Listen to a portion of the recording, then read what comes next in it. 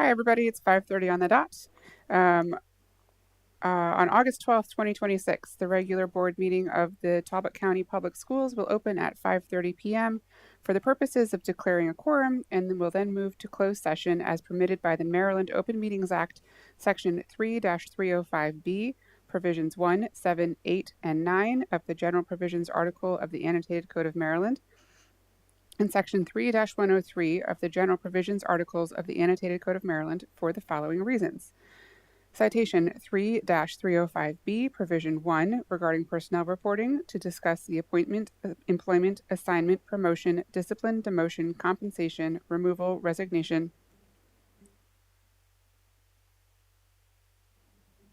or performance evaluation of appointees, employees, or officials over whom it has jurisdiction, or any other personnel matter that affects one or more specific individuals.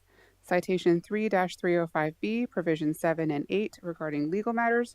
7, to consult with counsel to obtain legal advice on the following legal matters, and 8, to consult with staff, consultants, or other individuals about pending or potential litigation, which includes the following: a social media lawsuit regarding litigation on behalf of school districts against Facebook, TikTok, Snapchat, and YouTube, a lawsuit regarding an alleged injury to a student, an OCR case regarding special education services, a student case regarding the alleged failure of TCPS to provide a free, appropriate public education, a student case involving school/residential placement, allegations regarding the Child Victims Act.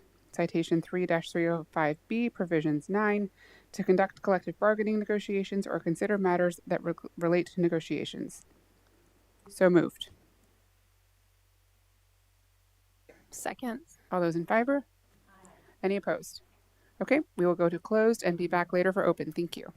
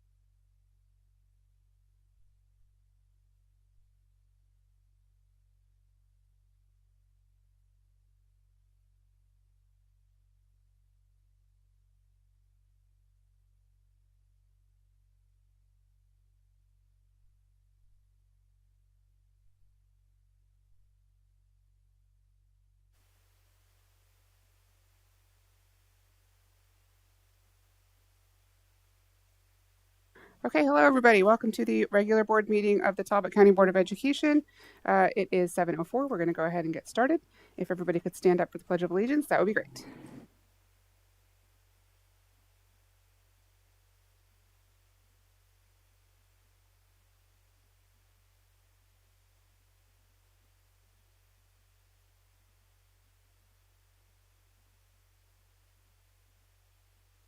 I'm going to make a motion that we amend tonight's agenda to add under unfinished business policy 10.2 and 10.2 AR, which is student attendance. Second. All those in favor? Any opposed? Okay, and then I'm going to make a motion to approve the agenda as amended. Second. All those in favor? Any opposed? Okay, thank you. Do I have a motion to approve our minutes from our last regular board meeting? I make a motion to approve the minutes from our July 15th board meeting. A second. All those in favor? Aye. Any opposed? Okay, first on the list is public comment, and as far as I know, nobody has signed up.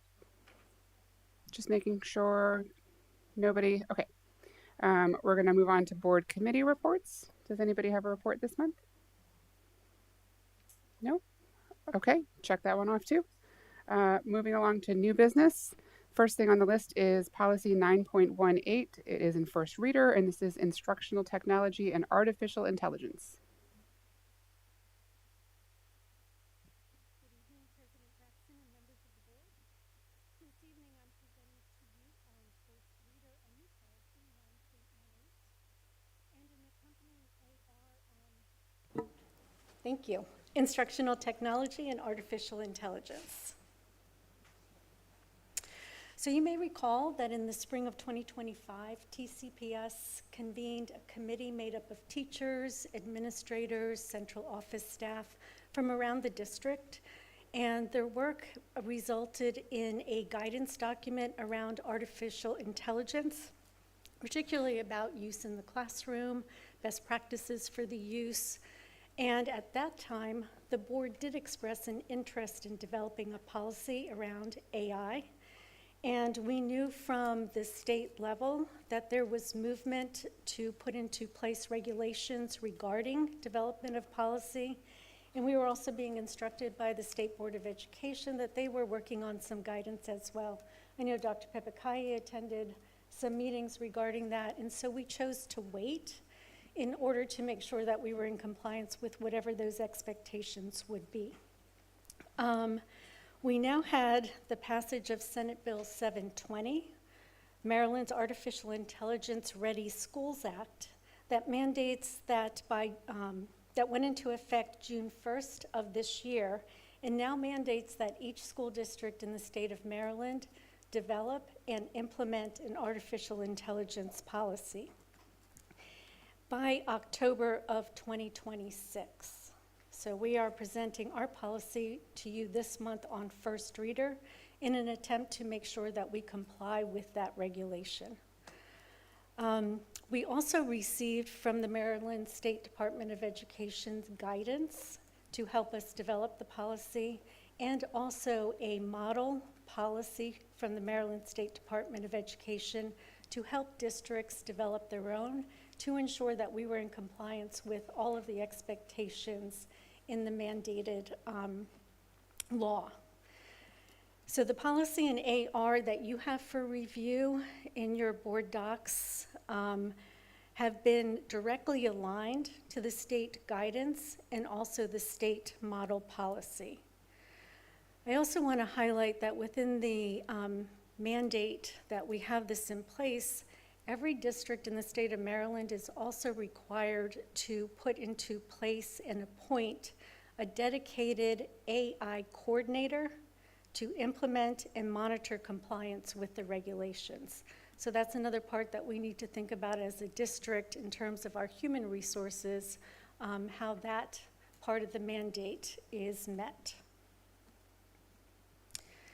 In drafting the policy, we also reviewed existing policies, and we noted that policy 9.19, not to be confused with this one, 9.18, but policy 9.19 titled Instructional Media had been in place in the county since 2002, and the last time it was reviewed was 2010.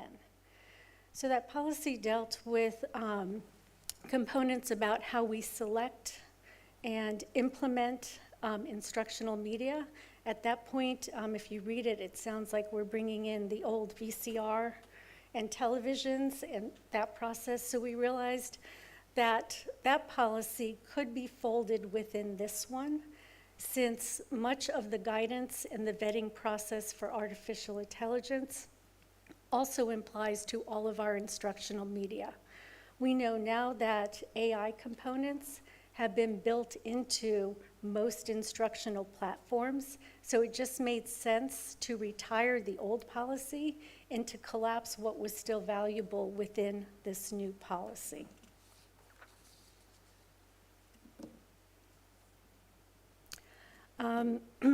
You also have in your board documents, I'm sorry, I want to go back. The other thing that we included in the artificial intelligence policy was to help us meet compliance with the Maryland article regarding equivalent access for students with disabilities, 7-910, which requires that we put in place procedures for procuring and vetting instructional technology to make sure that it is accessible for students with disabilities. So we have been doing that process in compliance with that expectation, but here we have put it within this policy to make sure that it is existing in our procedures as we move forward. You also have in your board documents the complete ARs that accompany the draft policy. Again, all of those have been drafted following the guidance and the policy, model policy from MSDE, because we know all of this is evolving very quickly. And we want to make sure that in our first attempt to put a policy like this together, we are meeting all of those requirements.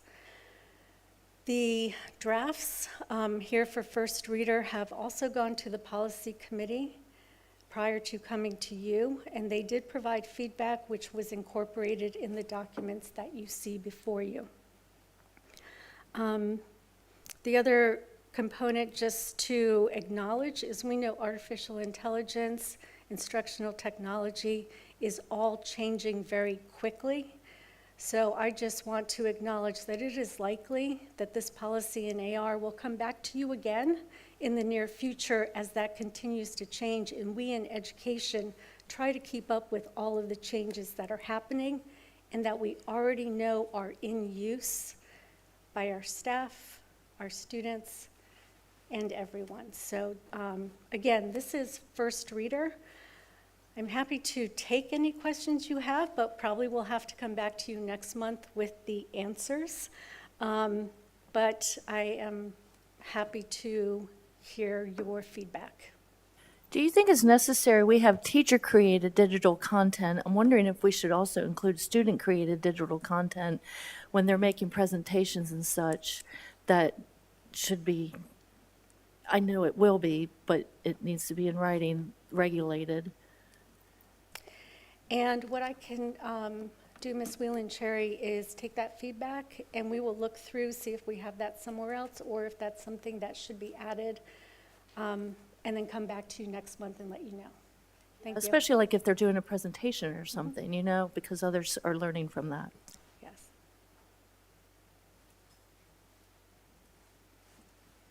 I want to say thank you. We had asked for this policy, like you said, and I appreciate you doing the due diligence and coming back to us with something that feels of this century, which is really good, but fresh and forward thinking. And while it may not solve all the world's problems today, at least it is a really good start with really relevant information. So it's a pretty meaty AR and a fairly long policy as policies go. So I would imagine the board will take a little bit of time to digest it and come back with more questions when it hits second reader. And as you said, it will continue to be an evolving document. So I would expect to see more of this. Anybody else? Okay, thank you, Dr. Einhorn. I think you're still there, yes. Next, we're going to hear about advanced placement data report for 25-26. Yes, and I will feel a little more comfortable presenting this. So again, good evening, and I am sharing our 2026 advanced placement results. During the 25-26 school year, we had 344 Talbot County Public Schools students take 563 advanced placement exams. Again, just want to highlight the effort our students make to take these rigorous courses, but also the diligent work of our teachers to provide them with high-quality instruction that helps prepare them for taking exams that could earn them college credit, depending on the post-secondary institution they choose to attend. So this presentation is going to follow the same format as the data we displayed on Monday night. Again, just for some consistency and follow through on that. On this slide, you see the percentage of qualifying scores earned for each of the past 3 years. 24, 25, and our most current are in the dark blue. And these are displayed by subject area. The percentages displayed reflect the qualifying scores earned for all exams taken in the designated subject area. So for example, in the sciences category, you'll notice that this year, 70% of our scores were qualifying scores, meaning students earned a 3, 4, or 5. But that represents exams taken in 3 different areas. It includes biology, environmental science, and physics. So we look at this type of high-level view of our AP exams to give us an idea of the subject areas where our students are most successful, those in which they're making the most growth, but also where their success is lower than in other areas. And one thing I would like to call out on this slide is we see a similar pattern as we did in our data on Monday night, that given all the different subject areas, the area where our students have the lower performance is in mathematics. And I say that cautiously because still 50% of the exams earn a qualifying score. And also we know that what we see here, albeit similar in the pattern, our students are being successful in mathematics at a greater rate than our MCAP data would suggest for them. So this slide has the same information as the previous one, with the addition of the 2 columns that we also saw on Monday night. The first one gives you the 1-year change, so you can look at the difference in percentage of qualifying scores from the 25-26 school year, and 2-year comparisons from the 24 to the 26 school year.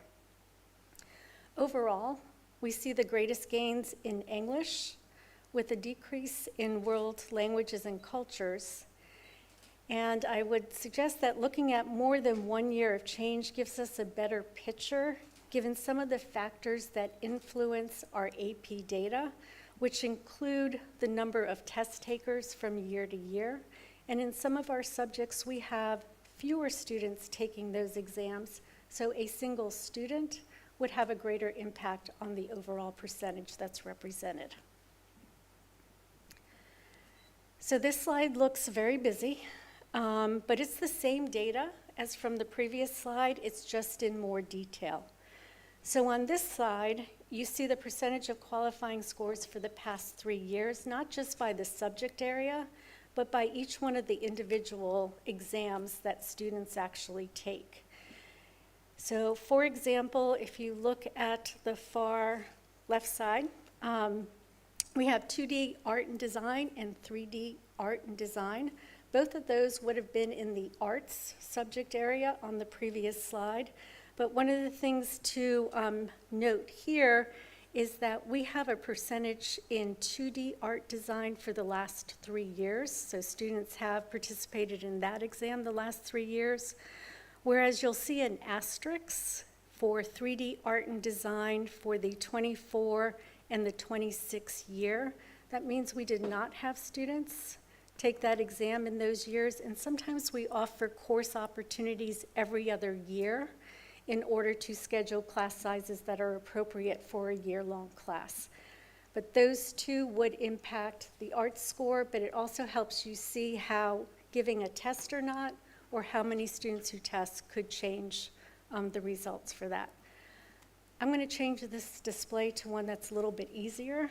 Again, same information, just a different layout. So you see again the individual exams and the 3 years of performance on each one of those, again representing the percentage of qualifying scores that were earned. One thing that, again, I do want to reiterate when we look at this is the importance that some of the variations, again, are due to the smaller numbers of students who take an individual exam. So if we look at computer science A, those numbers can fluctuate depending on the class size, as opposed to a course like our English Literature and Comp, where we have a large number of students take those pretty consistently from year to year. So again, just want to clarify that part. Dr. Einhorn, how many students in general are taking AP classes? Or what percentage of the student body in the high schools are taking AP classes? So let me get to another sheet to see if I have that data on there. I tried to anticipate the questions you would ask me. So we had last year, I believe I said 344 students. So we have students who begin taking AP exams in 10th grade with government. That's the first time they have an opportunity to do that. Most of our AP courses are in the 11th and 12th grade. So I'm not going to be able to do that math quickly enough if I think about how many students are each one of those classes. But it's a pretty good percentage. What I do have is we look at this data by student group, and I'm going to show you that as well.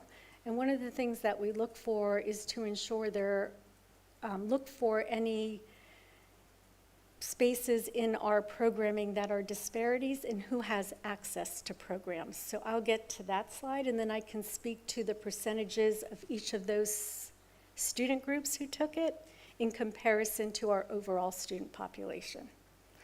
But Can I'll I figure just- out the did you- other number for you. Quickly add, computer science principles is taken by some 10th graders as well. Yes, that is And correct. we're adding a new class for 10th grade, right? AP seminar? We are adding AP seminar, but I'm going to look at Ms. Warner and say that they don't actually take a traditional AP exam at the end of that. It's a portfolio, so that will be slightly different. But yes, again, the board has made a priority of adding advanced coursework opportunities for students, and advanced placement, nationally recognized, is a way to ensure that our students are being assessed in comparison to performance of students across the country.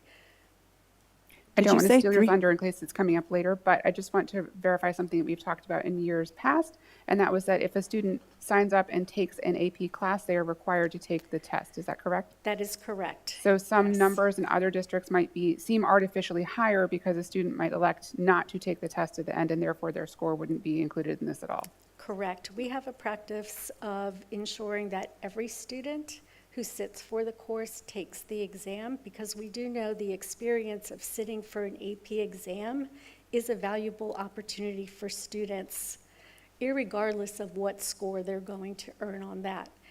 And I want to clarify, for our students who earn a 1 or 2 on the exams, they are still successful. They have learned a high level of content. It may just be just like with any other assessment on that day. That was not the best testing environment for them. So while we look at qualifying scores, I do want to shout out every student who challenges themselves to take an AP course. Found out that AP, some of these courses are part of the CTE, which I That- adore. That is correct. One of the areas that I want to point out on this slide as well is, if I can find it. I have a question. Did you say 344 students took an AP test last year? Or- That's correct. Okay. Yes, yes, and took over 500 individual exams. In fact, we have data as well. We saw last year a trend where we have more students taking more than one AP exam in a year. So we're excited about that as well, that students are entering into AP and then choosing to take more AP exams per year. So that's a great number for as well. One of the areas that I want to just call out on here, U.S. government and politics. Again, we saw a pretty significant increase there. A large number of students proportionately take that course as their first AP course.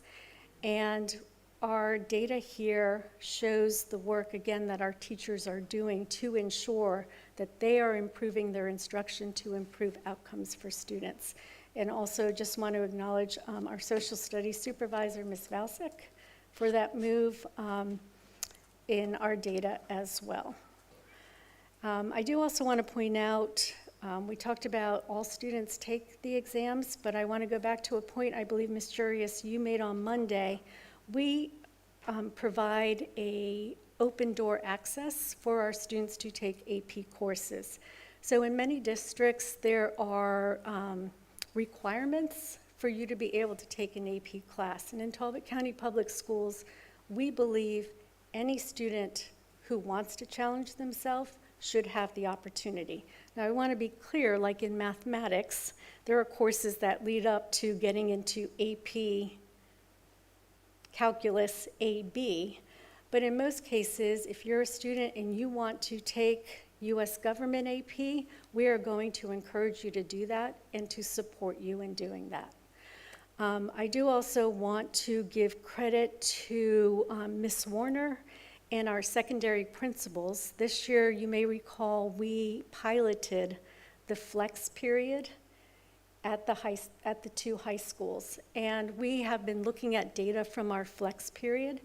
We offered an AP flex for students in advanced placement programs.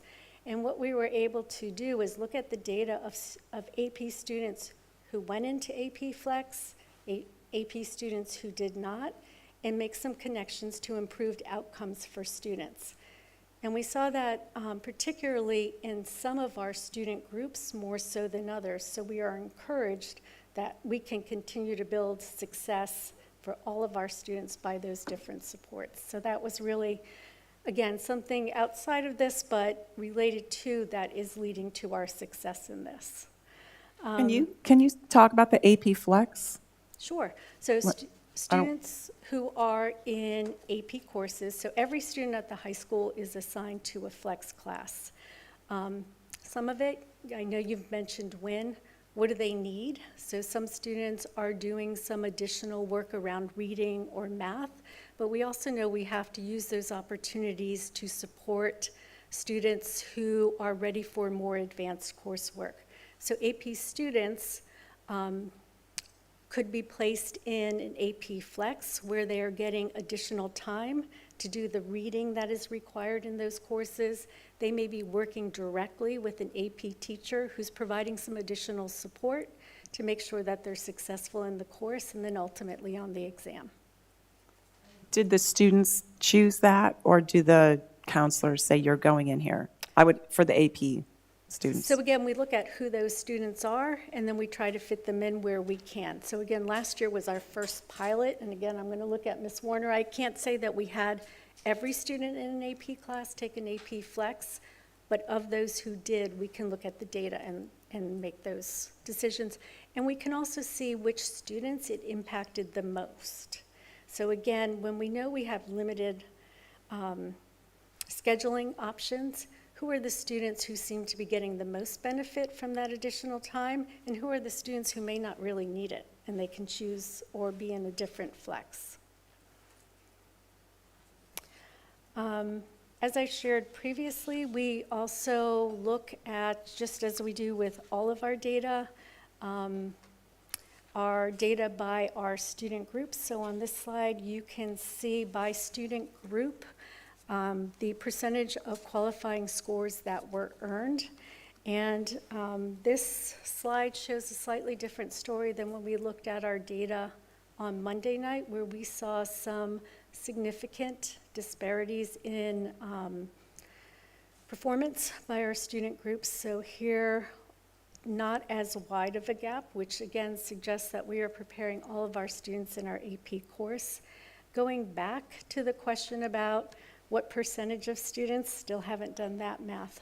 But when we look at disaggregating it by our student groups, we know that we can look at this and compare what percentage of students are taking AP courses in each one of these student groups as compared to the overall population, and where do we need to look at some additional strategies to encourage more students to go in there. So for example, on this slide, you can see that multilingual learners are participating in our AP courses. However, it is not, the percentage of them who are taking it is not commensurate with the overall student population. So we look at that data, figure out who might be appropriate, and are there particular courses that speak to students' talents that we might help them get into. Our school counselors do an excellent job of working with students about what their post-secondary plans are and encouraging students to go into advanced placement. So I think I just leave it open for questions now, but I am very proud of the work our students have done, our teachers have done, and some of the creative thinking that's been happening in our leadership team to provide greater success for students. Can you back up to the slide about each individual class performance? And I just wanted to call out in particular AP US History, which is known for being one of, if not the hardest AP test every year. It's just kind of understood, and our students are doing particularly well on it, especially as compared to the national, I would say, average pass rate. And I'm just wondering if you can connect that with anything in particular, if we've made a particular focus on that class. Have we changed anything? It looks like we historically have done fairly well. Kudos. That's a tough one. So one of the things that happens consistently with our AP courses, just as any other course that we offer, but each year our teachers look at their data, who was successful, who wasn't, and then goes back to, sorry, that was incorrect grammar, go back and look at the instructional practices they put in place. We also have opportunities for our teachers to go back and get additional advanced placement training as some of the exams shift. They have the opportunity to do that. So that is also an area that helps support that. I just really think the intentionality we've put in the district on reading, and reading, again, starting in elementary school, learning to read, but then also reading more complex texts, asking and creating questions that ask students to think more critically at an earlier age is beginning to make the rigor of AP just more the norm for our students than not. I think, too, we talk so much about reading and math that we can tend to overlook some other departments, especially at higher, the secondary level. And so just a big call out to the history department, who consistently shows up and does a really good job, and you can see it in their data. I think that they probably are working together strongly as a good team, and just good stuff happening in history. So making sure that we're not overlooking that as we have these deep conversations about data elsewhere. It's nice to see data supporting other disciplines. Absolutely, and that is aligned with our goal of ensuring that reading instruction is in every one of our content areas, our CTE classes, history, science, because that is so critical to learning the content.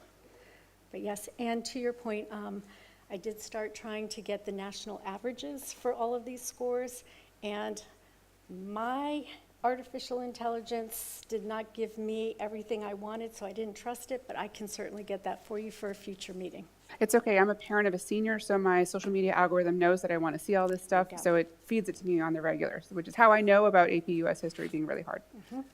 But sometimes it's helpful. Thank you, Dr. Einhorn. Yep. we are moving on to, did anybody else have questions? Sorry, I didn't want to skip over you guys.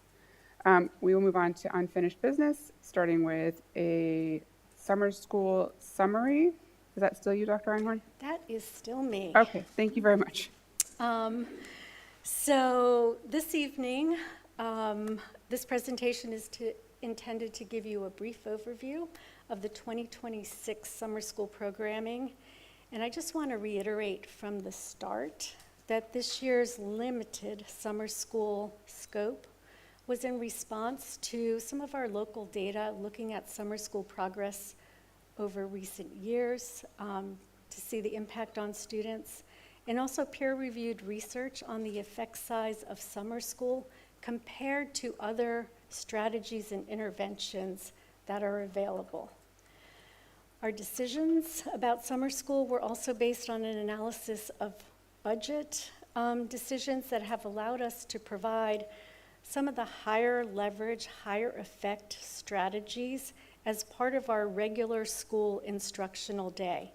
Things such as reading teachers and coaches in all of our elementary schools, math interventionists and coaches in all of our elementary schools, our implementation of high-dosage tutoring in all of our elementary schools, and also the research-based reading interventions and professional learning that we've done for staff, pre-K through 12, to support student success. So we've done a lot of work with in-school day, and we've shifted some of our focus to ensuring that students have access to those programming as part of the 180 instructional days that they are with us and in front of us. It was also intentionally planned with the board's K-2 goal in mind, as well as trying to be fiscally responsible and prioritizing what we know to be most impactful for student growth.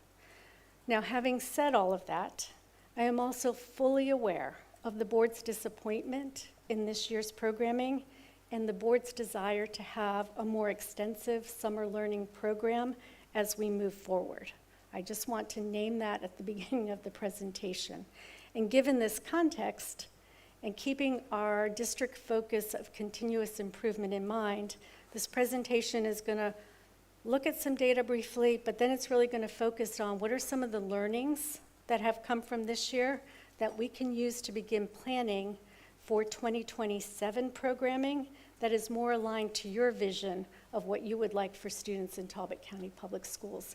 Because our planning, believe it or not, for next summer is going to be starting in the next few weeks as we start the budget process and all that goes into that. So I just want to acknowledge that I recognize the board was disappointed with what we put forward, and my focus is that we improve that for next year. So as I shared previously, here's some data. The structure of this year's elementary summer programming was designed as a targeted intervention in reading, and we looked specifically at students with DIBEL scores that were in yellow or the high red range. And just as a reminder, we use DIBELS as our screener to look at student progress in reading and to identify students who are at risk of reading issues and allows us to address it in real time. It's also the screener that's been approved by the state as being one that we can use for Senate bill, which requires that we notify parents of their students' progress in reading and the steps we're taking to provide interventions to remediate any needs that they have. The summer Ask a question. You have on here students invited to attend, but especially in the elementary level, you have 34 slots that were basically unfilled. Were students then invited to those slots, or was that left open? So again, one of the learnings that we're taking away from this is our advertising of this, our inviting of students, our getting our course spaces filled was delayed in anticipation of the budget passing, because in years, and even this year, we make cuts to our budget. So the last thing I want to do is to promise something to parents that may be cut. moving forward, I know that this is a priority for the board and probably won't be something that is cut, but also don't want to go through the process of hiring teachers. So at that time, because we also have to interface with all of the other departments, which include food services, transportation with all of the bus routes, we weren't able to quickly pivot and fill those positions. That is one of the problems that we learned from this year, waiting until such a late date to put the information out and move forward. So we staffed for 130 students, and then we did not have 130 students. Is So- that correct? We staffed and we over-invited because we know that we, in the past, have people who decline because they're not able to attend. So our staffing wasn't based on the 130. We were figuring about 100 to 110. Can I, sorry, ask an additional question to Sure. that? How many actually came? So that's, Okay. yep, that's where I'm going next. So from that, 96 students registered to attend. From that, we had about 91 who came, and then we were looking at how much time did they spend in summer school. So attendance is one of the issues I'm going to address as we talk about our lessons learned. So I'll get back to that. What I do want to say for these students who participated in the summer school programming at elementary level, with the targeted focus of trying to move them towards greater proficiency in the hopes that fewer of them would need the interventions during the school day, so we could have more focus for other students during the school day. What I am happy to share is that 96% of the students with pre and post-test data from our elementary summer school programming showed growth towards proficiency in their foundational reading skills. And there was a range of that growth, but overall, the growth for the cohort was pretty significant. And the other thing I would like to just speak to regarding elementary school, that success like that doesn't happen without intentional and effective programming. So I just want to recognize two individuals who worked really diligently to ensure that this pilot of a summer reading program during summer school had that positive outcome for students. And that is Ms. Charlotte Compton and Ms. Heather Ewing, two of our very gifted reading teachers in the county. They were instrumental in looking at our current school day interventions and developing pre and post tests by grade level for students. So we are ensuring that we're measuring the correct skills and growth we would expect to see. And they also created the lessons based on our UFly intervention that all the teachers in the summer school implemented during that time. So I would be remiss if we did not recognize our staff who were part of that success.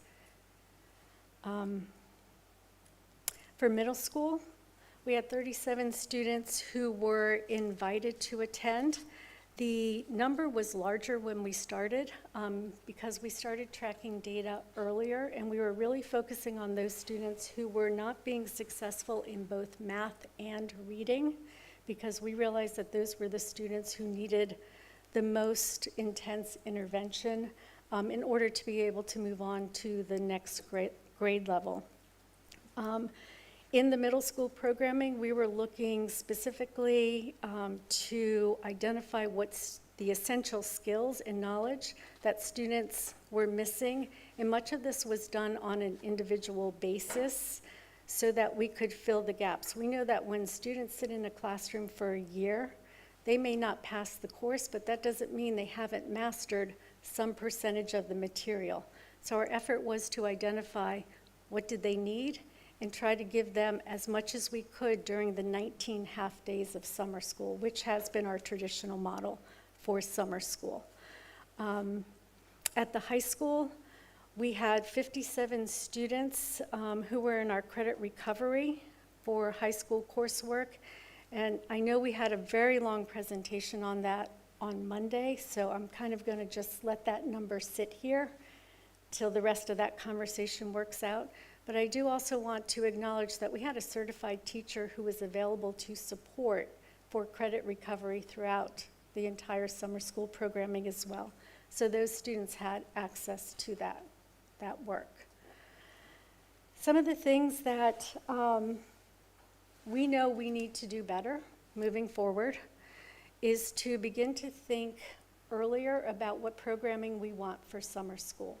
So not a decision for tonight from the board, but it would be extremely helpful to kind of share the vision of how we would want to be inclusive in our summer school programming so that we can begin to map out what is the staffing that would be required for that and give you some idea of what the financial costs would be for that so that that can be reflected accurately in the budgets that Ms. Jones begins to prepare and that the board votes on before we move forward.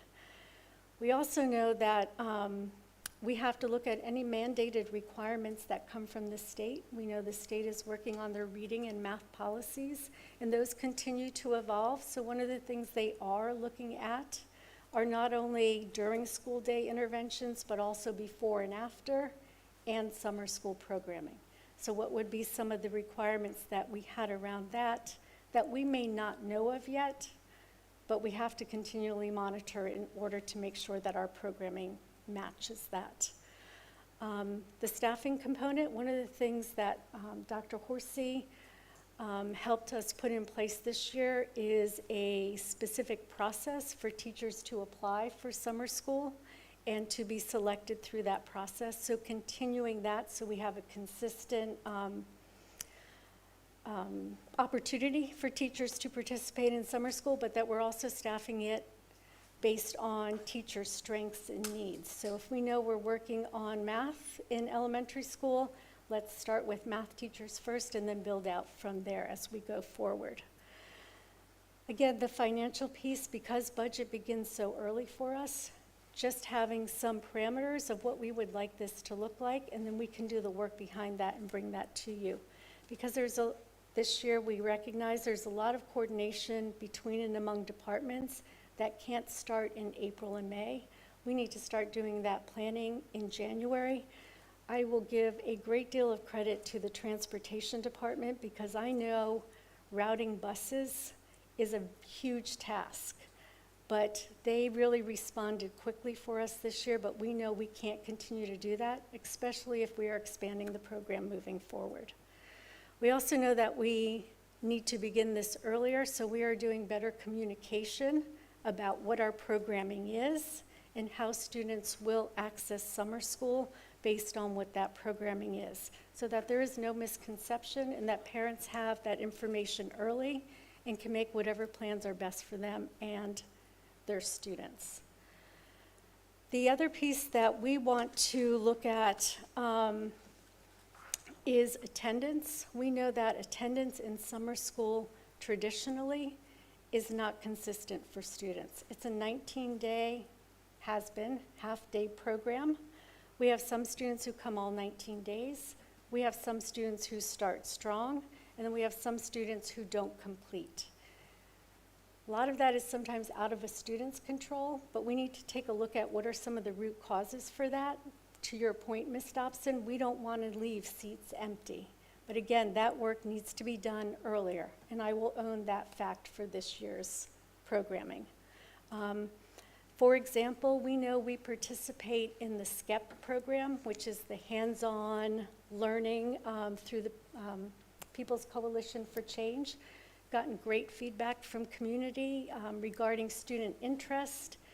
We had 47 students who registered for the SCEP program, but only 25 of them actually attended. So we budgeted for drivers, we routed, but we only had 53% of those students who actually attended the program. So we know that's something we need to work on to make sure, again, fiscally, those dollars are going as far as they can for our students. So again, these are the issues that we are going to be working on and would welcome the board's attention, maybe in a parking lot for later, that we come back to before the budget process so we can begin planning something that you can be proud of and you feel meets the needs of the students we should be serving. And questions? Thank you for that. I think that you addressed, and I appreciated you taking this on in the way that you did, with transparency and ownership and looking at lessons learned, looking at opportunities for next year. I think you kind of answered one of the questions I had. And I heard how you were talking about the elementary school and the goals that we had around reading, and you had very, very targeted staff who were very well qualified to reach those goals, and in fact then had some very good outcomes. For middle school, you talked about we were looking at math and reading, and I didn't hear as much about the staffing and how that was targeted or not targeted, or what the outcomes were. I did hear you say that for next year, you were looking at that and looking to have that be more targeted. So our staffing at middle school is traditionally a little bit harder than it is at elementary school. So we had someone providing math who wasn't a specific math teacher, did a lot of the work to prepare for that. One of the reasons why we don't have specific data is that it was individualized for students, so their growth targets were all different, whereas with the elementary students, we had clear, everybody did same pre-post. So that is something, again, we need to build out for next year. I would just again like to encourage that the district considers our most in need students in any future planning. I know what you said about picking students that were in high red or yellow, but you're leaving our very most in need students set aside there, and that's entirely inappropriate in my opinion.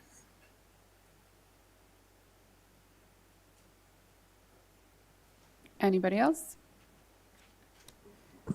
I just have a question for you. Thank you for the information that you've presented.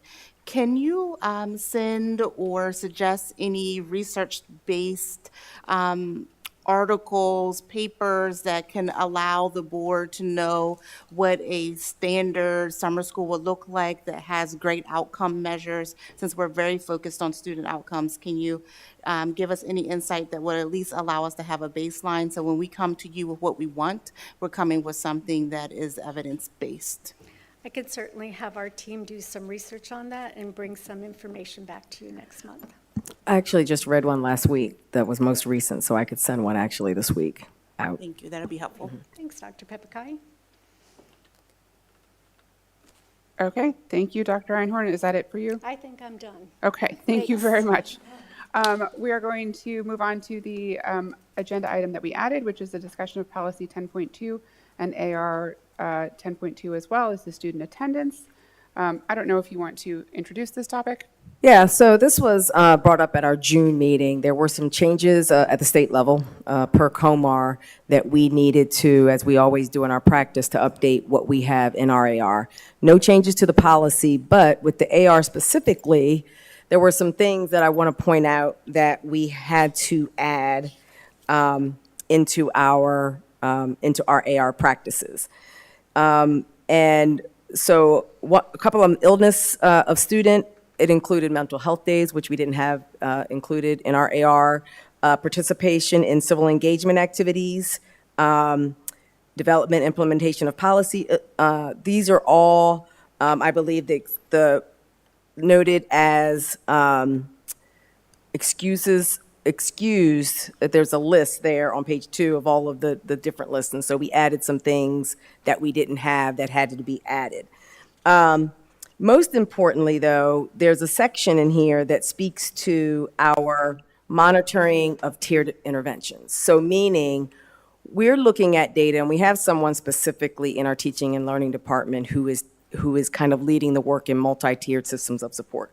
So when we're tracking data, and attendance is one of those things we're tracking, when we see that students are hitting a target of, below a certain percentage, that's coming to the table to talk about what interventions are we going to put in place when we start to see this threshold of attendance. Every school per COMAR should also be awarding should have some kind of incentive program to make sure students are coming. But there's a list added on page 6, letter C, with those interventions for students that are not, the data that says whatever that percentage is that is not hitting per attendance. And that list is conference with parents, letters to parents, referral, written attendance contract, removal of school privileges, restriction of participation in extracurricular activities, and referral to district court for legal intervention. So that's a list in the AR. But we have sent communication out. And what, talking to, and I know Ms. Spurrier can jump in if I'm misspeaking, because I know this is her world, but family vacations have always been unexcused absences per Maryland law. And I just want to note that. That's not changing. The change is that we're no longer approving something that the state has already categorized as unexcused. And I think there have been some practices of excusing when really it shouldn't be. And so with COMAR coming out with this, we wanted to make sure we are adhering with that. That's the first thing. The second is the CHIPS program, which is Chronic Health Impaired Program for Students. So let's say you have a student who has a chronic illness. Well, they were permitted to have 5 absences per month due to this chronic illness, but they weren't receiving educational services. We were just saying, okay, you have this illness, you have these days, but there really wasn't any assurance that they were getting educational services. So now with this new practice is that they will go under home hospital, the title of that, so that guarantees them the educational services now. So that is a change from before. Also, the state does not recognize tardies as excused or unexcused, so we're not going to be coding that as such. But we are going to be coding them just as tardy. So we'll be able to see still and monitor the number of students and the number of tardies that they have. And again, per Maryland law, a new excused absence code was added for students who participate in civic engagement. Those will be excused, those will be tagged as excused. So we put this information out. Again, we wanted to make sure that we are adhering to COMAR that has come out, that's making sure, and I know at the state, attendance is a big thing. They're really cracking down, they're really looking at district's attendance rates for our students, so we're making sure that we're in alignment with that. With that said, we have communication that went out today. We're making sure that we're transparent and answering any questions as they come to us. I think it would be helpful for the public if we could state where in COMAR people can find that this is actually a requirement, because people are raising a lot of heck about it. So I think that it helps us to reiterate that this is a state requirement and where they can find that state requirement to refer to. Okay. And I believe it may have been tagged. If not, is it tagged already? Okay. And then my second part of this question is, this was discussed in June. Why are we just communicating it to families a week before school starts? Well, we have a couple of weeks, and I know we had a summer update, but we're putting this out. It's just we talk about our communication and our timing of when we communicate, and that's just what we have at lineup. Like the rest of this week, there's going to be communication coming out about different changes. To respond to that point in particular, any parent who is in the race right now knows that we are in the final 2 weeks before school starts, and that music is playing in your head that suddenly gets faster and louder, and you have all this stuff going on, and there's things that you have to be on top of, and this is absolutely the worst time for any important communication, especially relating to your schedule and how you're going to get your kid here and there, where you're supposed to be, for all of that to start piling on, which it is. The cell phone information came out last week. This came out yesterday to high school parents and today to everybody. It's and saying that there is more coming. That is way too much too fast. And respectfully to people who are in charge of the timing of the communication, the board made a point of talking about some of these things, deciding about some of these things, finishing our conversations about these things so that they could be pushed out to the community much earlier, and so people could get their heads around what was happening, change their schedules, make appropriate decisions for their families based on some big decisions that we had made as a board, and waiting until the last 2 weeks before school to communicate these large, heavy, important topics is just a complete miss, in my opinion. So that is the first thing that I want to say about this, and I just needed to go on record in public saying that I will stand here and trumpet our successes all day long, but when we have a miss, I think that we need to talk about that too. And I think this is one. And while I stand behind the cell phone bell to bell, I will all day long say we should be doing that. We waited far too long to communicate to the public what we are doing, why we are doing it, how we are doing it. I think it's just you're overloading parents who are already overloaded. Well, we did have an update in July. So last month, we mentioned this. Now, it wasn't in detail, but we did talk about this. And there are, I mean, this is an unusual year where we have, I would say, 4 big items all at one time. We have cell phone that we've been talking about, probably shorter than we have with our grading. Grading was year-long. So we've been talking about that for a year. We're now into the communication. That's going to be coming out before the end of the week. Weapons detection is another one, another big topic we've been talking about for a substantial part of the year. Cell phone, weapons detection, attendance, and grading. So those are your 4 that we've been talking about a lot. And so for my team this summer, working on talking about communication, vacations, sprinkled in there, we've just been at the table making sure that our district office is doing the communication as well as all of our 8 schools and the consistency of that. Again, what I'm saying is it hasn't been consistent. It hasn't happened. It's just coming out now. This all should have been happening. We've been talking about it. It should have been communicated much, much earlier to our families. Everything that you just said needed to go out when it came out. And in respect to this conversation, I know as a board, when this came up again, we said, wait, what? Can we back up and talk about this? And granted, I was not here for the June meeting, so I went back and watched, waiting for a big, long discussion about what this was and some big communicating information, and it wasn't. It was glossed over. It was, there are changes to this AR, and then moved on to the next thing. They weren't highlighted. They weren't talked about. They weren't communicated. And so again, these are important things that have real impacts on our families and our students, and that we need to be talking about, that need to be actually highlighted, specific, this is what changed. So I will leave it at that. We don't have to go back and forth about that all day long. I do want to say, my point too, it is a huge disservice to our families to do away with the CHIPS program.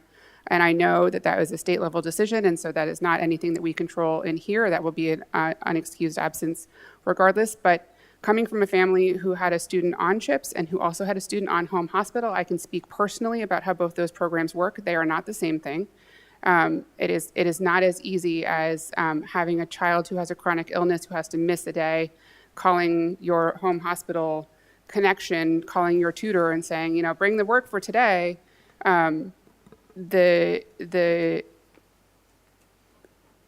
way that helped students with chronic illness feel still connected to their community without penalizing their parents, without receiving those calls, without getting those really frightening letters to say, your child is truant. It alleviates a burden on parents who are already dealing with a child with a chronic illness, which is hard enough. And to know that the state just dismissed that completely as unnecessary is very disheartening. And again, I know that you didn't do it and we're just complying with what they're saying, but I think it was a huge miss. If I and- could address that. Just one second. As somebody who does have a chronic illness, I could be fine the day before and not be the next day.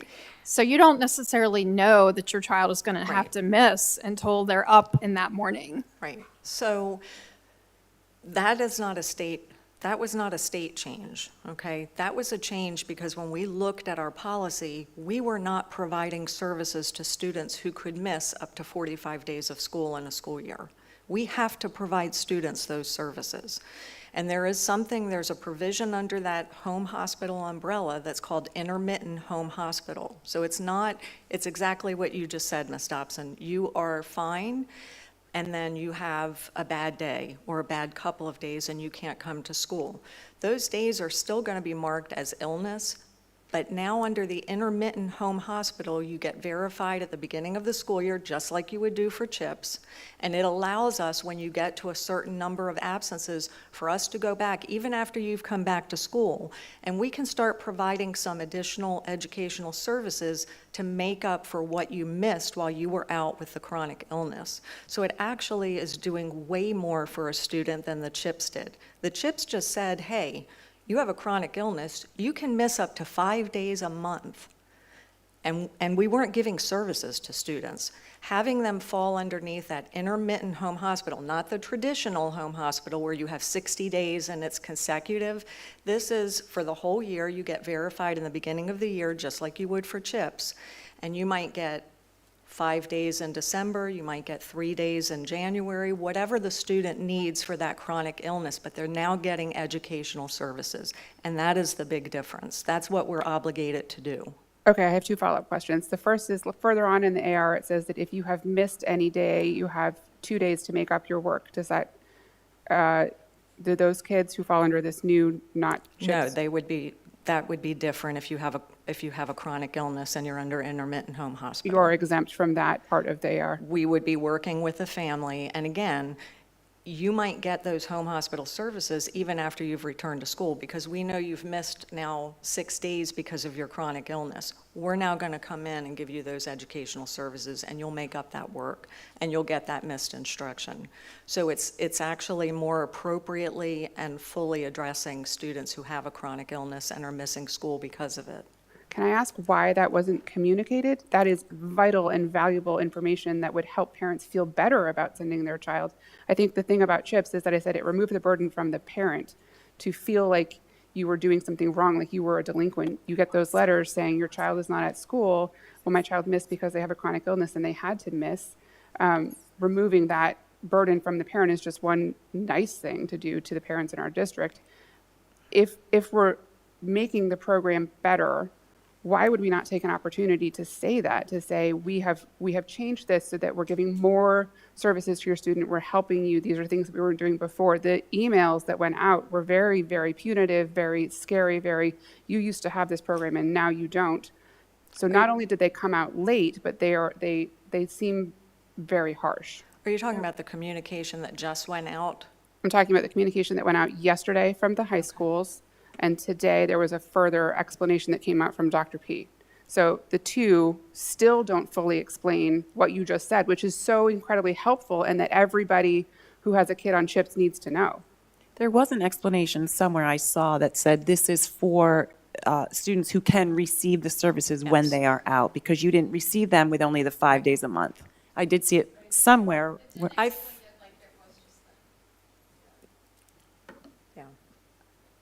I would have to go back and look at the communication that went out today. I think there was a more lengthy explanation, but I don't have that in front of me. There was, it still didn't say what you just said, because I read yesterday's and I read today's and I was still like, hey, what about my kid? You know, like we're still taking something away from my child.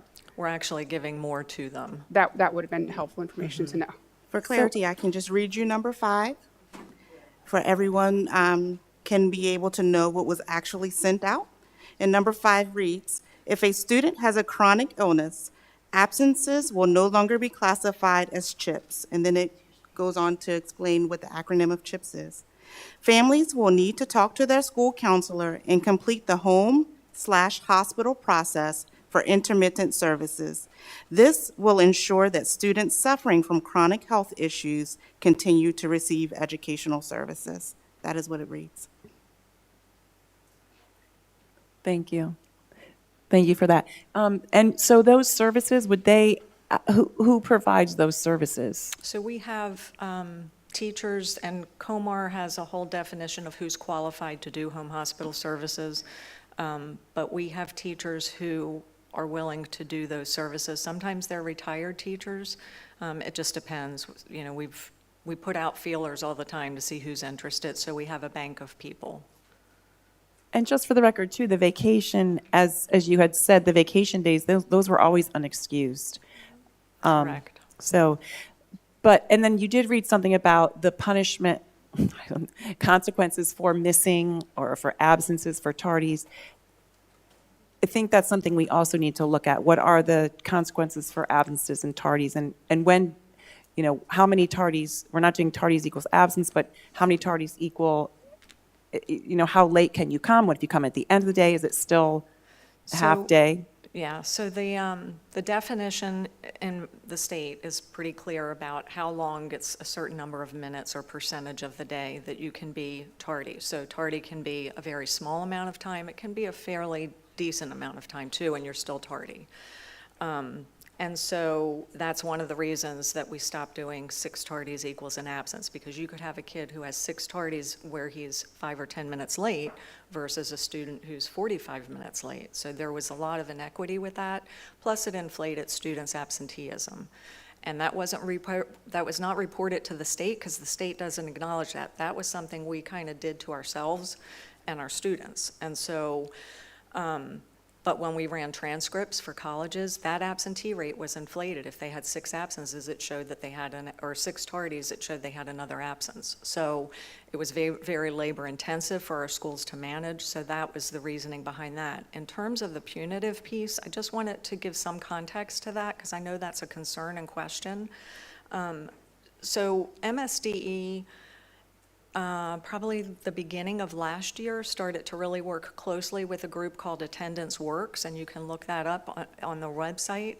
In fact, Dr. Wright is quoted on the website as one of the representatives of a state that is working very closely with her. Last year, the state wanted representatives from every county to participate in multiple webinars that were given by Attendance Works. And if you look at that, it talks about how do you address chronic absenteeism or student absenteeism at all? And one of the things that they say is positive engagement. All of the research is showing that the punitive, the court, all of those things do not make a difference. And what I will tell you is that shows in our data right now, because between 23, 24, we kind of slowed down on our court referrals because we weren't getting any traction with doing that with families. And in the state of Maryland, you cannot suspend for an attendance-related offense. So that law is already in place. Court wasn't giving us any traction. What we found was, and this was confirmed through the webinars and the state guidance that we received from MSDE, we really need to start looking at what is the root cause of the absence. And when I pulled, when I was sitting here, I just went in and I just pulled our chronic absentee data for you. So 22-23, we had a 19.99% chronic absenteeism rate. 23-24, it went down to 19.16, and that's when we started to level off and not do as many court referrals because we just weren't getting any kind of real response that was meaningful for families, and they also know that not much really happens. So it's sort of a veiled threat. And what we found in 24-25, our chronic absenteeism rate went down to 18.72, and last year it went down to 17.51, and we had hardly any court referrals. So what we're finding is the time that we spend and the time that our staff spends is much better spent on that multi-tiered intervention and looking at the root cause of the absenteeism, doing the home visits, having the parents come in, really working with families if there's trauma, getting that addressed, focusing on that positive engagement, and our data shows that is working. So that kind of gives context to it. I know it's not probably what we all grew up with, right? But it is a different approach, and it is giving us some results.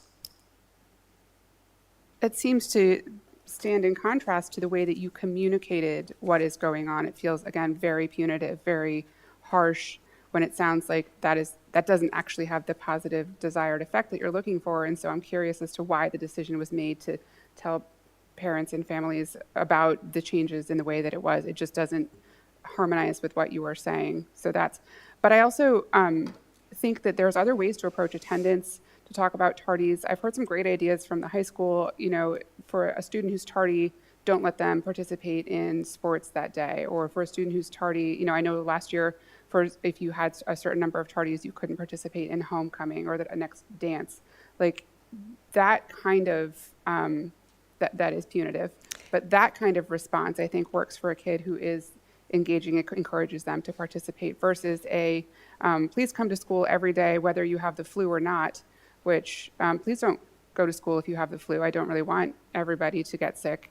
I think that you have to look at, you can't just make a blanket statement that, you know, punishment or consequences doesn't work and only positive things does. I think that's why we did away with perfect attendance awards to begin with, isn't it? Because it was encouraging attendance even when maybe a child shouldn't.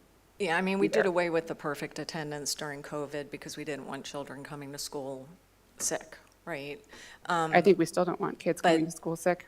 Right, we don't. And I'm in the process of looking at those attendance letters that go out, and we're going to be revising them. So it's a slow rollover to this. This is a relatively different approach in the last 2 years, year and a half, moving to this more positive engagement root cause process. But you get into a little bit of a difficult territory because when you talk about taking something away from students who are already experiencing some boundaries to attendance, you risk further disengagement from that student, and that's what the research says. So our athletic policy and our extracurricular policy does say that for students to participate, they have to be, and it's in all caps, FULL, a full day. So that is addressed in those ARs, but in terms of taking something like homecoming or something like that away, if you've got a student that we're already worried about trying to keep them engaged and coming to school, you really do risk, and that's what the research is saying. Whether we agree with that or not, that's what the research is showing. Don't get me wrong. I think that kids should be in school, period. They have to be in school to learn that, you know, there are a variety of circumstances that are causing the students today not to be there and that we have to be a little bit understanding. But bottom line is that's where they should be. That's where they learn. I want to come back and address the vacation thing because I think that there is some level of understanding that that was always an excused absence by the state. We always had to report it to the state. That counts towards our absenteeism. And just so everybody knows, our rate of absenteeism is calculated when figuring in the STAR rating for our school. The chronic absenteeism is part of the STAR rating. Yeah, and so if we as a county are pushing to have our STAR ratings go up, which we are, and the county wants to see our schools rate better, the county should know that the chronic absenteeism number factors into that pretty heavily. And so if you choose to take your children out of school on a vacation for your own family, that is your choice, but it will continue to be marked as unexcused as it always has been. That's part of that number that you're reporting on. It always has been. But I want to just back up a little bit and say that the district understands the process of asking for an excused vacation to the point that I have served on calendar committee for a few years, that calendar committee will discuss this as an option for parents. So when we were discussing whether or not we have a spring break, it was thrown out there, well, you get 5 excused absences, you get those 5 vacation days, parents can just ask for those 5 vacation days. So right, wrong, or wherever, there is an understanding even down through our staff that you get these 5 days. And so the communication around, hey, actually you don't, could have been a little gentler and a little more understanding that this is something that you feel that you've had forever that all of a sudden we're taking away, and we quite literally pulled the rug out from under you 2 weeks before school starts and said, well, actually you don't have it. Well, and I think that's well noted. I mean, I think there's room to improve the communication, and I think we can all acknowledge that. The problem was, and I think you just named it perfectly, and I spoke with a parent today about that. Their understanding was because we approved it, they got 5 excused days. That's never been the case. We should never have been approving something that's an unlawful absence. We don't have the authority to do that. And it sent a mixed message, and it's clearly told parents that they think they've had something that they've never had. So it brings us in alignment with the state. We don't have the authority to say, in Talbot County, we're going to give everybody 5 vacation days. That's not what the law says. So the idea of us approving that really is very misleading to parents. It was very misleading, and I think a lot of the pushback we've seen today with the communication was that parents feel we're taking something away from them. And then I have to ask the question, if this was handled differently across the different school buildings, and as part of this, trying to get all the school buildings aligned so that everyone understands they never had 5 excused days to begin with. It was always, they're unexcused even though you told us. Right. I think news like that just doesn't go across well at all anyway, whether you give it in spring, summer, fall, or 2 weeks before school starts. And especially now with this perceived crisis of not having a cell phone in their hands. And I think, the conversation that I had with the parent is, he said, well, I'm still going to take my child on vacation. And that is the reality. We certainly can't stop a family from doing that. But we need to make sure that we're aligned with the law, and they're doing it with eyes wide open. They know that it's an unexcused absence. Families are still going to do what they need to do. We discourage it, but we have to be honest about it, that we don't have the authority to say this is okay, you get 5 days, because we don't.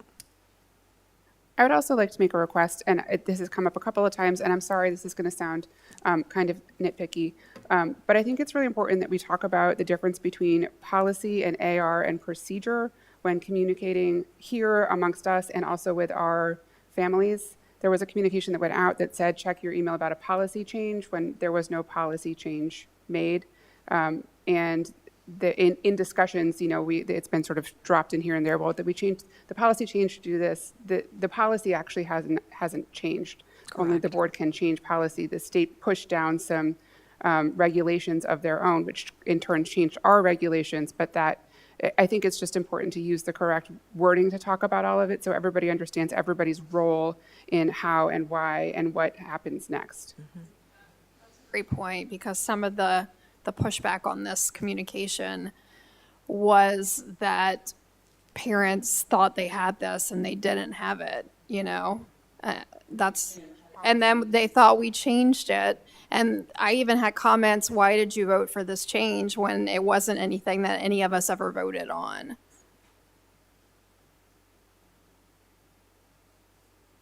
You have a comment about the tardies and the, as you say, punitive, I could call them consequences. I think that would also help with the hallways and kids getting to class on time and not being tardy to class. Maybe we're concerned about tardies to school in the morning. I think but there's a lot of people, a lot of students in the hallways in between classes that if we could crack down on that and with consequences. And that's what I mean, like if you have, what does it matter if you have a certain amount of absences, what does that matter? Does it mean anything? And as far as tardies, I think we should look at those, so that would just make the school day a lot cleaner. And I know that that's an issue for the admins in the buildings. They're looking at that. Any more discussion about policy 10.2? Any discussion about policy 10.2 or the AR? Okay, thank you, Mrs. Spurrier. I know we put Thank you on the you. spot. I Thanks. appreciate you jumping in for this conversation. Moving along to personnel report. Good evening. I would like to ask the board to approve the personnel report as discussed in closed session.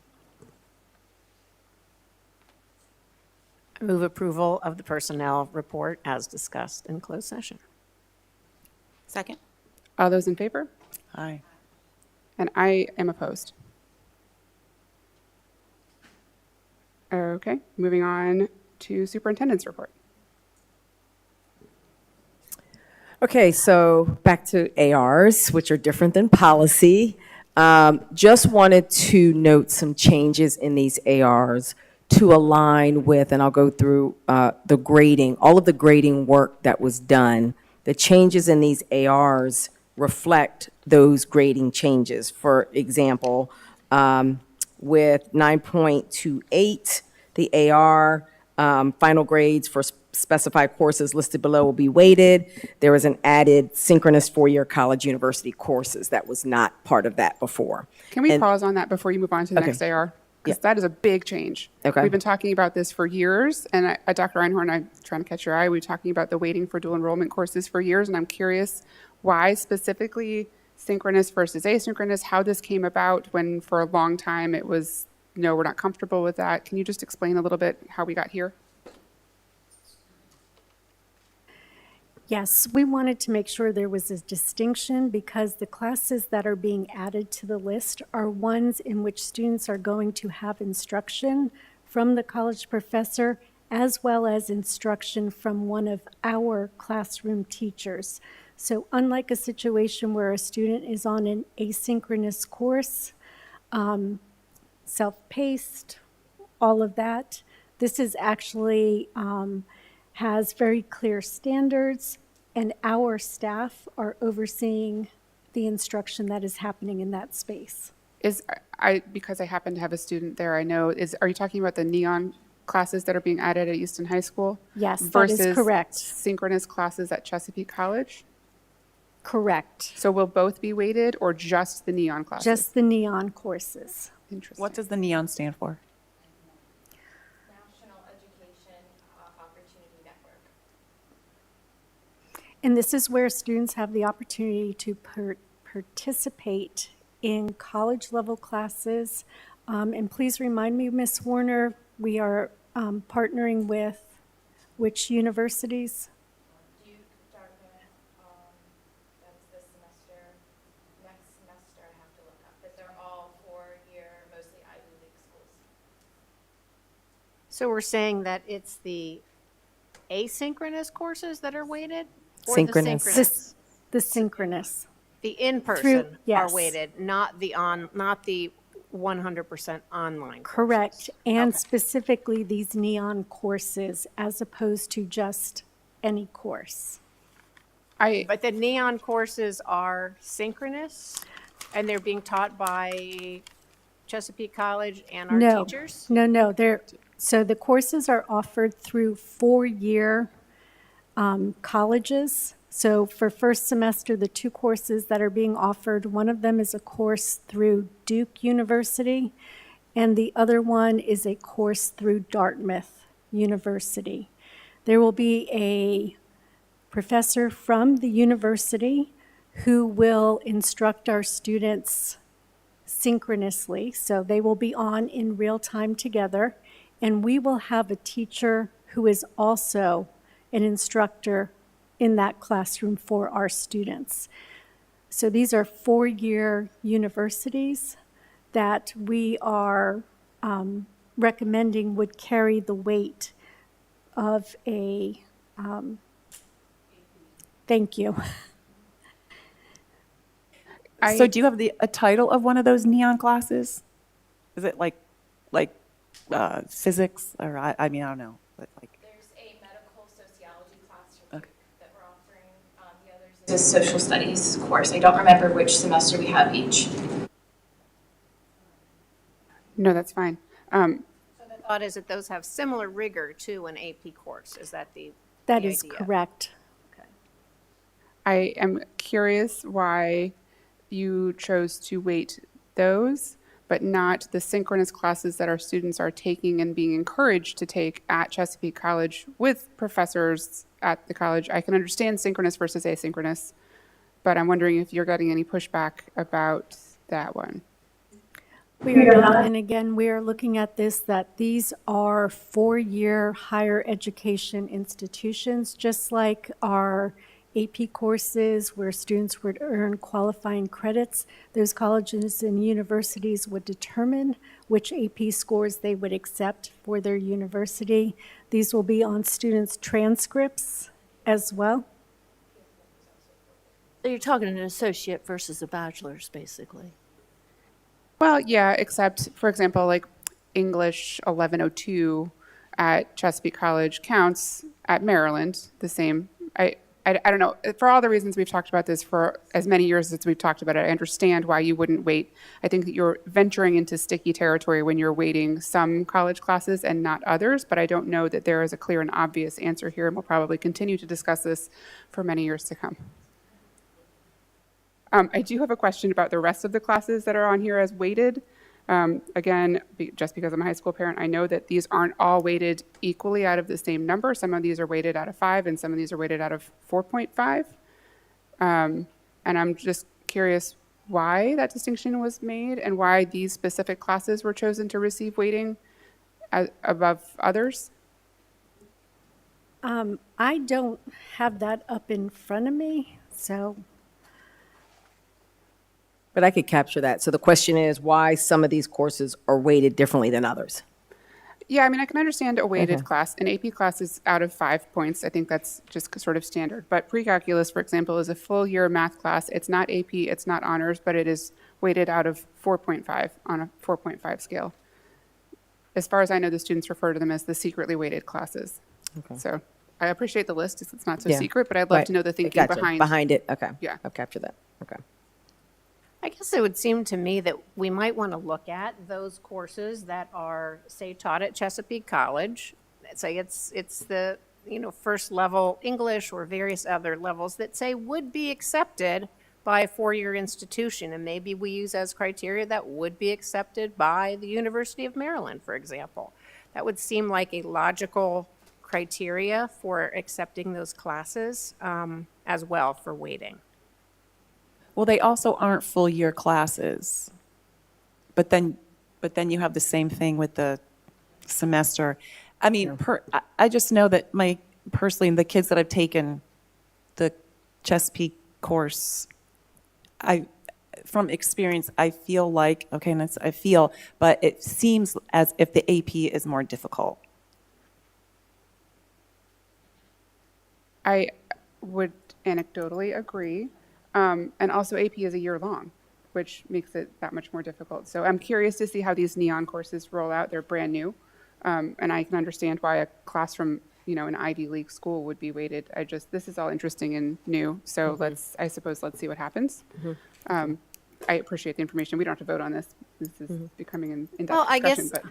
I guess the thing I'd like to think about, though, is that, is there an element here of there are students who might decide to take a Chesapeake class instead of an AP class because of their own economic situation, that they want to get in as many credits as they can while they're in high school. And they might have done very well in the AP class, which would have, boosted up their class rank, et cetera.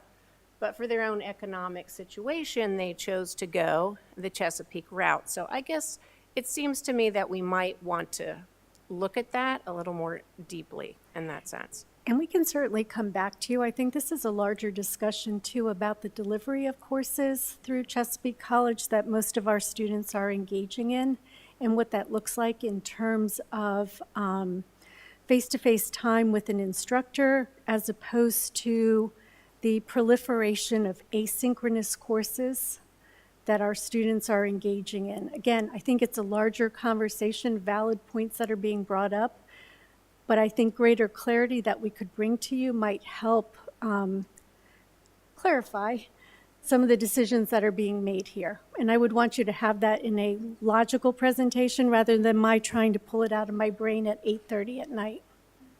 Yes, I agree. And that aspect, I think, of synchronous and asynchronous is really important. We see that in our training courses as well that we offer through my day job. So thank you.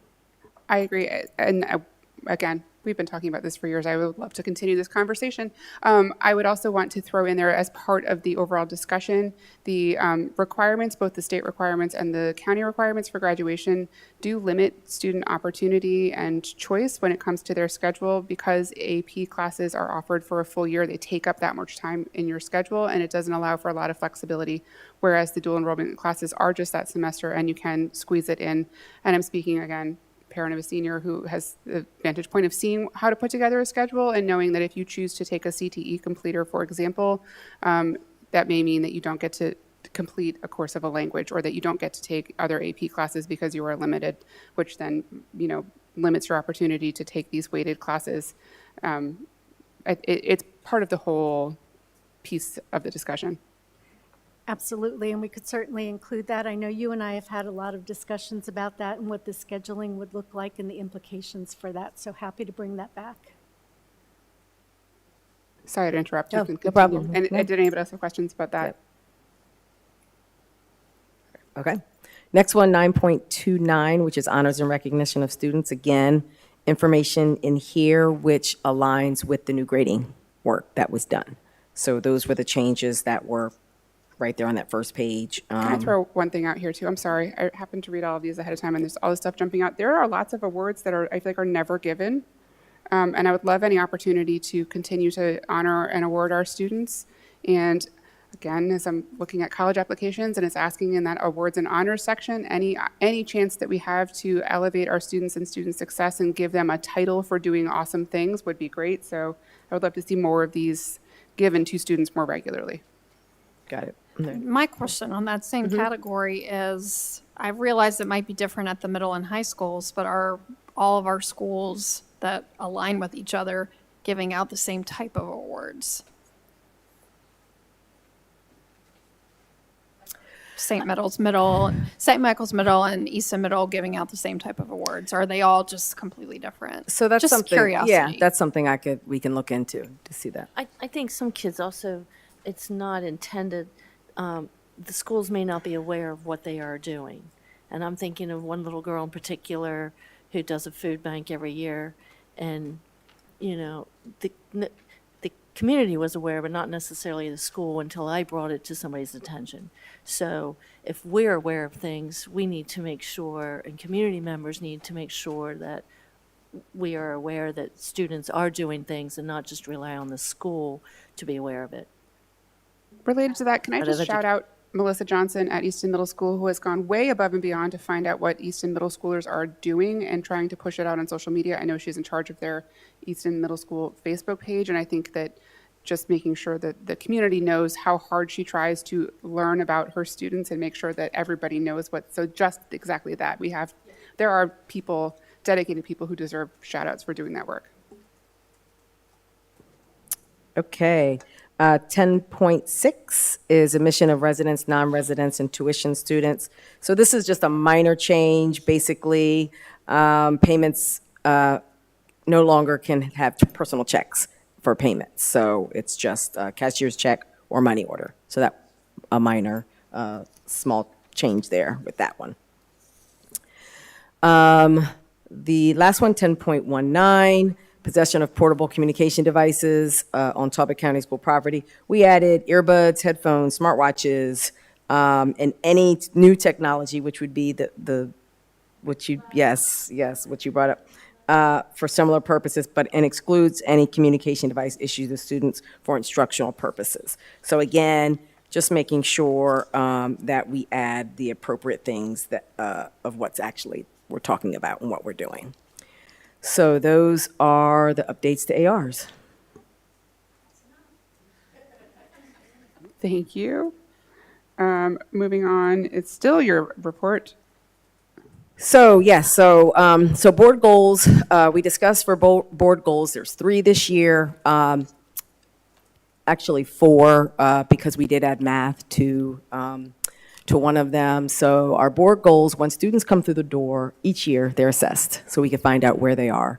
We look at that baseline data in comparison to the trends that they have been doing the previous year.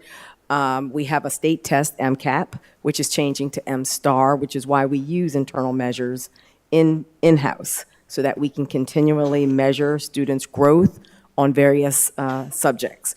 So our one board goal is reading, 3rd grade proficiency, and 5th grade math. Both are being measured by the state. The Accountability Implementation Board, under the blueprint, is looking at every district's 3rd grade reading and 5th grade math scores.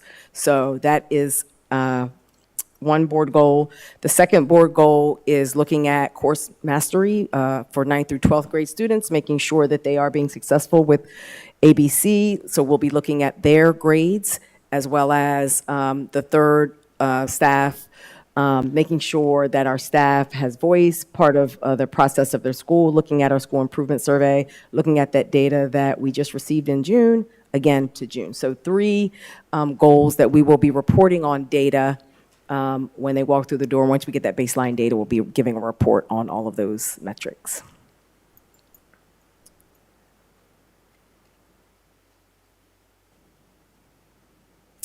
So heard you loud and clear on the timing. And that's something, we went actually to a national communication conference this summer and talked about when is the appropriate time to, there's big things happening in the district. Their suggestion, although we can back it up more, is a three touch point process. 10 to 14 days, 2 weeks before, doors open, 5 to 7, and then 1 to 2. Thus, this week being the week where we are pushing out cell phone, we did it a week prior. Student attendance, you're going to see weapons, and you're going to see, you're going to see grading and weapons this week as well, each a different day, but we want to make sure we get that information out. Like I said, it's an unprecedented year where we have 4 big, I would say, big things that are affecting the community, not all grades, but we do want to make sure that we are putting out information district-wide this week. Next week, all staff are back. They're having all of their staff meetings, so these same topics are going to be communicated with staff there, so staff can ask all the questions, and everything can be communicated next week. So then it will come from a school level, from the same kind of communication in a condensed version. It'll be consistent for next week. So, but heard you loud and clear for sooner than those touch points. But just wanted to communicate that there's more communication that is still coming on these items. One thing I was wondering about that, and I don't know the answer to this, but maybe you got some feedback on it in your conference. But thinking about this year, that okay, if you were going to get here, if you're going to get 3 communications on 4 topics, would it be better to say there are 4 important things to focus on this year that are new that we want to call to your attention? There is student attendance, weapons detection, cell phones, and grading policies. And then go into the details and send those things out this number of times. But it seems to me if you're getting them all piecemeal, you're having that feeling of being bombarded and having trouble focusing on them. So I don't know the answer to Yeah, that, but I'm and wondering that's what exactly what we they talked said. about, all in one, with maybe some not paying attention to one in detail, or separate so they're paying attention. But I hear you loud and clear. You'd have to hit it, Yeah. hit the main topics Right. right up front. Exactly. Like, here are the 4 things Right. that are important for you to know. See below Yeah. for the details. Mm-hmm. And maybe when the things first come out, when they've been approved, you're sending it out then. But then before school starts, Yeah. I think that your thoughts are right on of like this period of time, this period Yeah, of time, and this right. period of time, but maybe not all piecemeal. I don't know. It Yeah. just seemed like as a parent, if you are getting bombarded with many different pieces, Yeah. it might help to have something that's consolidated. Yeah, and coming soon to a school near you, we will be cranking up our community listening session. So this definitely is an item that we can entertain, whoever comes out for our community listening sessions at each school to entertain, give us feedback on the communication. We know we had 4 big items this year. They came out this time period. Give us feedback on that for future. So certainly we can make that an agenda item, and I think that would be a great opportunity and a platform for us to ask the community. So I checked with ChatGPT, and it says, yes, in accordance with the policy and the AR, that a minimum of 2 weeks for standard update, 30 days or more for major policy or structural shifts. Choose midweek days like Tuesday or Wednesday mornings, and avoid a long weekend, major holiday, or the very end of the workday when support is unavailable. Okay, Debbie, do you have a problem with that? Make sure Thank you, share Chat. the Is that why and be ChatGPT you honest. said? Good old AI. So thank you, and I appreciate the feedback. So we had our TCPS Summer Leadership Retreat. This is where we talk about, what's coming up on the horizon. We really talked about in our vision statement, we talk about valuing, celebrating, and empower our students, but we also add our staff. And so we define what that is. We're going to have posters in schools so we could talk about what that means. That was part of our day. We really dissected all of our survey data that we've received, not only from this year, but from past years, so we could look for themes. Every school, every department receive their own data to talk about what are going to be the steps that we're going to take to improve the data they see. So that was we had 4 days this summer all together where we had all leaders in the same space. And this was a different model we used this year of spreading it out. We had 1 day in June, 2 back-to-back days in July, and 1 day in August. So we're getting feedback on that model that we use where it's not all at one time. We kind of spread it out throughout the summer. We had a packed room right here, professional development, supporting the learning of all, neurodiversity. So every participant, and the facilitator was one of the members from the Maryland Center for Inclusive Education that we're partnering with. Every participant received a book, Neurodiversity Affirming Schools. And so we're able to get talk about practices and tools that they could use as they start the school year. We had our popsicles in the park yesterday, both days at St. Michael's and at Easton. We had a great turnout, beautiful weather, a lot of students and families, and it was just a good time for families just to get together, to talk, listen to stories. There was bubbles, there was chalk. The Judy Center from White Marsh partnered with us, as well as down in the Bay 100, you had Tillman and St. Michael's. Judy Centers partner with us. So just a really good day for families in the community yesterday. And today we had our luau for our new TCPS teachers. I just want to thank the organizers of working with our new teachers, Ms. Valsic, Ms. Beatty, who welcomed our new teachers through our doors. I was able to talk with them when they came initially and then again today. So they are super excited and are ready to go and start the year. And our list of upcoming events. Next week, everybody is back in. That 12th, we don't have second and third year, correct, anymore. So everybody comes back on the 17th. We used to have second and third come back and then everybody, but now we just do everybody. And believe it or not, next Friday is opening day. So we are super excited. We're super energized. It's a high energy day where everybody comes back and we're raring to go. Okay, thank you very much. We will move into closing remarks, and I will start down at this end with Ms. O'Connor. Thank you. I agree with ChatGPT, 30 days for major policy change announcements. So that is the biggest thing, is the cell phone, the ban, or bell-to-bell cell phone ban, that I know that we're going to crack down on, and we have to come in hard on those this first month. So we need to look forward to that, boys and girls in school.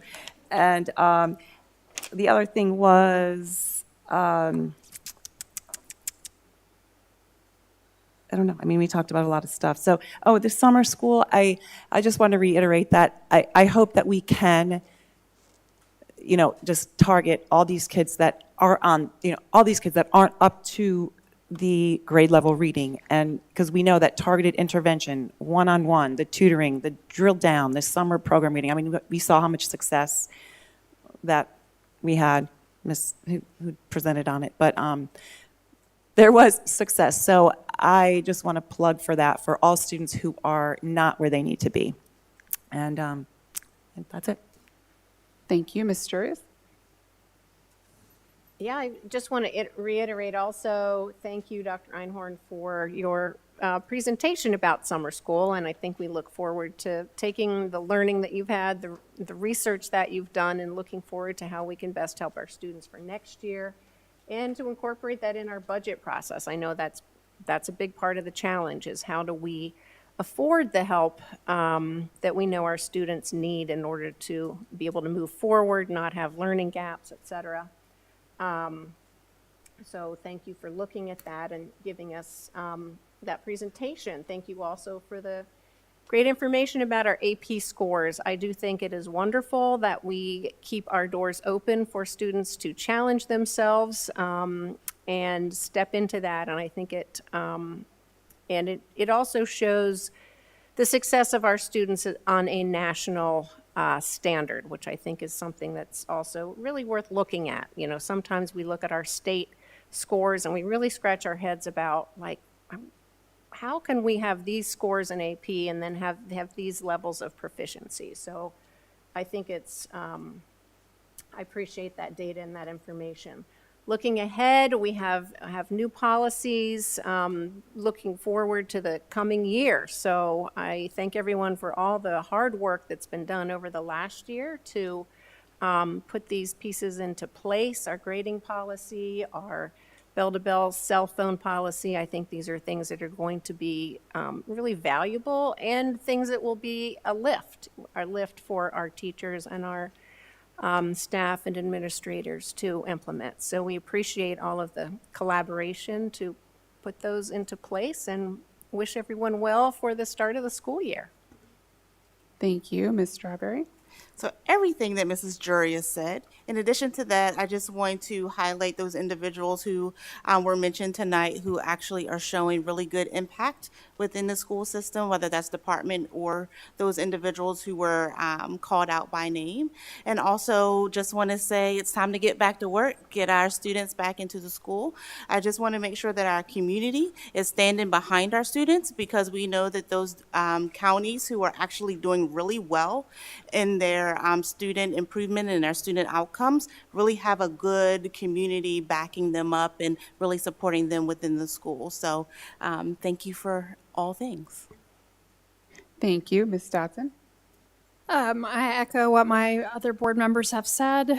And I also wanted to highlight Dr. Einhorn calling out Ms. Compton and Ms. Ewing. They are fantastic teachers. We are really blessed in this district to have a large number of fantastic teachers. My children did not participate in any summer education this year. However, I had teachers working with my students over the summer, and that was Miss Ann Miller and Miss Lacey Miles, Mr. Ryan Catterton, and Miss Carolyn Johnson all worked with my kids over the summer, so they continue to receive summer programming. Because of those teachers who were willing to take the extra time out and work with my kids, and they are all fantastic teachers as well. Thank you so much, Ms. Whelan-Cherry. So I'm going to have ChatGPT review our 9.18 AI policy, just so you know. And this morning I met with the Talbot County Commission on Aging with Dr. Einhorn to establish a reading program with Katie Fox, and she and I are going to meet some more and talk in depth. So I'm looking forward to that, and we'll have a little presentation for you eventually. And also want to wish Dr. Einhorn happy anniversary.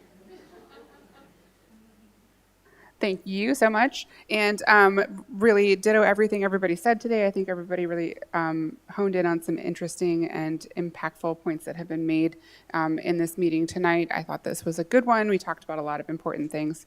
I have thought a lot about our slogan, which was transforming and performing. I don't know if it still is this going into this year, if we've changed it. All right, it's different, but that transforming sort of stuck with me, and it's been a while since I felt like we were really in a transformational moment, and I think that we are right now. When I look at our most recent MCAP scores, which are really excellent and showing finally the fruits of the labor that we've been putting in, we've been very intentional about lining up some programs and teachings and budget items to really elevate our students to where they need to be, and we're finally seeing that paying off, and we're seeing those move in the right direction. And then you combine that with all of that hard work with all of the new policy changes that we're making, all of the new practices that we are putting into place, things that we haven't done in a long time. We haven't made a large shift like this. We haven't put 4 big things into place as long as I can remember. putting all of that together, adding that all up, I'm not a math person, but I'm pretty sure that that equals a transformational year. So 2026, 2027 school year, I have incredibly high hopes for you. I think that we are just well poised for nothing but success, and I'm so excited for us to start a brand new, fresh year. And hope that everybody had a really restful and relaxing summer and is ready for the transformation ahead. Because when we come back to you next time, school will have started, and we'll get to hear about all of the amazing first days that everybody had. And Mrs. Bridges is not here tonight, so is there anybody who would like to stand in for her? I make a motion to close. Is that correct? She says it. To adjourn? All those in favor? Any opposed? Okay, thank you very much. Good night, everybody.